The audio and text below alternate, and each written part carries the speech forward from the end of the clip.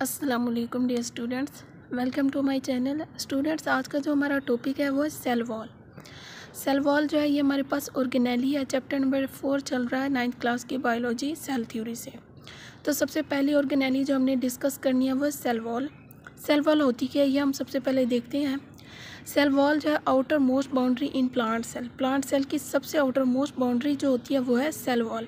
Cell wall होती सिर्फ plant cell के अंदर है, एनिमल सेल्स के अंदर मौजूद नहीं होती। उसके बाद ये नॉन लिविंग स्ट्रॉन्ग कंपोनेंट है प्लांट सेल का, ठीक है, नॉन लिविंग स्ट्रॉन्ग कंपोनेंट। उसके बाद ये रिजिड होती है और हार्ड होती है और freely permeable membrane. Freely permeable membrane होती है, रिजिड होती है, हार्ड होती है, नॉन लिविंग स्ट्रॉन्ग कंपोनेंट है और साथ में क्या है, आउटर मोस्ट बाउंड्री है। ये तो हो गया इसका इंट्रोडक्शन और डेफिनेशन।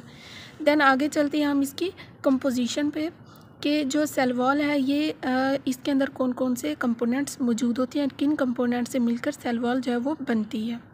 सेल वॉल के अंदर सबसे मेन जो हमारे पास कंपोनेंट है वह cellulose, mainly composed of cellulose. Cell wall होती कहाँ पे है, ये कहाँ पे लोकेट करती है, कहाँ पे मौजूद होती है। अब देखें, जो हमारे पास एनिमल सेल है उसके अंदर सिर्फ प्लाज्मा मेम्ब्रेन होती है। सेल वॉल जो है वो सिर्फ प्लांट सेल के अंदर मौजूद होती है, located outside the plasma membrane.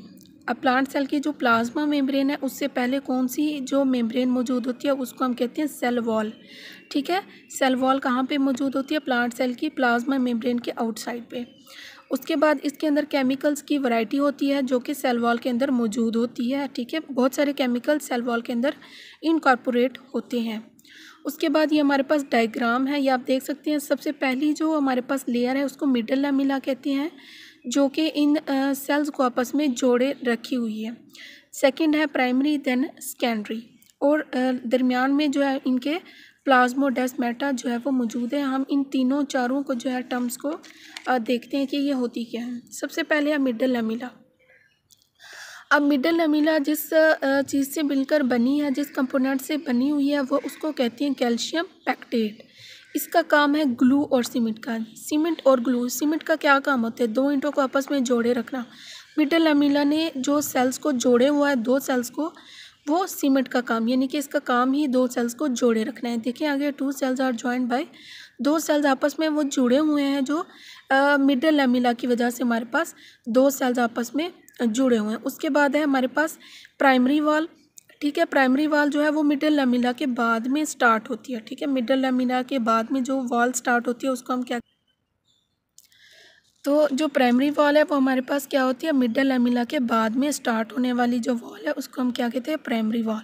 इसके अंदर जो मोस्ट कॉमन केमिकल है उसको कहते हैं हम सेलुलोज, ठीक है। ये हमारे पास जो सेलुलोज मौजूद है वो प्राइमरी वॉल के अंदर मौजूद होते हैं। सेकेंडरी वॉल क्या होती है हमारे पास, inner side of primary wall. Primary wall के जो इनर साइड पे वॉल मौजूद है उसको हम कहते हैं सेकेंडरी वॉल।